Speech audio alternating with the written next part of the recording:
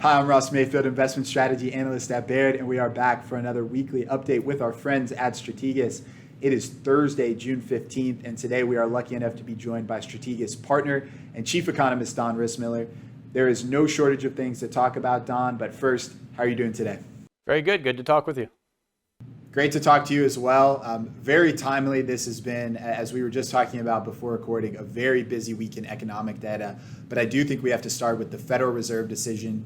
They decide to pause on their interest rate hiking program the first time in 15 months, really since it got started. But certainly a hawkish pause, some revisions upward to inflation expectations, a revision upward to how many rate hikes they expect to do into the end of the year. And so I just want to turn it over to you. Number one, any big takeaways from the report or from the press conference that you saw?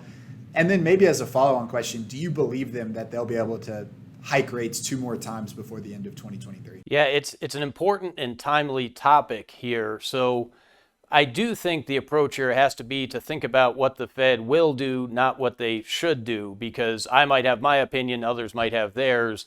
But I don't think that the Fed is trying to be terribly out of bounds or confusing here. They're trying to tell us what they intend as of today based on the data they see as of today. So when the Fed says we're going to wait at this meeting, but they put a dot in the dot plot saying that over the course of the year, rates have to go up, I think we can take them at face value. That's what they intend. And Fed Chair Powell was very careful to not use the word skip, to not say that this was a definitive skip, because that would suggest that they are set on raising rates at the next meeting.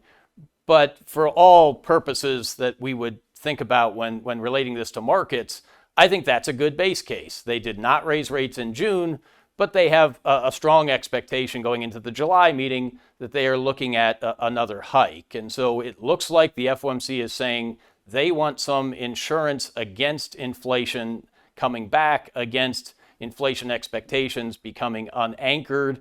They've done their own forecasts of inflation. Those have missed. And so in that world where they don't have a whole lot of confidence in their own forecasts, they're looking for insurance. And I think we can take that at face value. So the July meeting looks live. I would expect a rate hike at the July meeting. Whether they get another one after that, that's a tougher call. We'll have to see, in particular, how the labor market data evolves over the next few months. Right. They've stressed data dependence going forward. And that next meeting, I don't think is till late September. So they would have plenty more data to parse before having to make that call in a second rate hike. And speaking of data, we've gotten a lot of it this week. CPI comes in a little bit soft, but core CPI sticky, again, a big problem for the Fed. Jobless claims ticking up, another week of that kind of trend, showing a little bit of weakness in the labor market. Of all the data that we've gotten this week, what is the most important thing to you, or what jumps out the most as far as thinking about the Fed calculus and thinking about the economy as a whole? Yeah, let me just make one follow-up comment on the September meeting. If they get into an every other meeting type of pattern here, where they pause one meeting, hike the next meeting, they still could maintain that, where they pause in September but leave the dot plot as their communication tool. So one way to interpret what they're doing right now is they're trying to get into an every other meeting pattern of rate hikes, and then we'll see how far they get with that type of pace. But we have to watch the inflation data. The inflation data really is very important here. The headline CPI is coming down quite quickly, especially on a year-on-year basis. We're anniversarying some of those big increases we saw with the Russia-Ukraine events a year ago. So that's filtering through the numbers. But this is why we look at core. Core metrics are meant to give us the trend rather than the noise. And so the stickiness in the core is very important to the central bank, and they'll continue to pay attention to that. After that, I'd say the labor market is where most of our focus should be. So any hints of cracks, and that's what we have right now. We have hints of cracks. We can't point to payrolls and say there's much weakness there, but if we look at jobless claims, if we look at WARN notices, if we look at layoff announcements, if we look at some of the other survey data, there are some cracks that are starting to show up. And I think that's what's going to be the most important over the next several quarters. Right. And so with all that in mind, taking it all together, How do you all think about recession in 2023 and 2024? The odds of that happening with a labor market and consumer that have been resilient, but a Fed that wants to keep hiking rates and inflation that's remaining fairly sticky in some of those core components.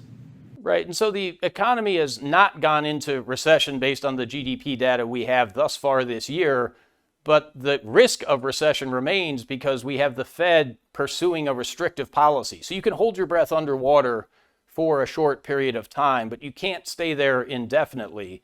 And until the labor market comes into balance and until core inflation gets back into a zone that's comfortable and until the wage numbers suggest that that is an anchored situation, really we're going to look at a Fed that wants restrictive policy. And as long as the Fed is agitated in that manner, I think the risk of recession has to remain elevated, even if we've made it this far without a negative print on GDP. And so these cracks that are starting to show up are telling us the economy is still vulnerable. And if we're going to have to persist with a restrictive Fed, we have to think that the risk still skews to the downside until such time as the FOMC says mission accomplished, which they have not yet.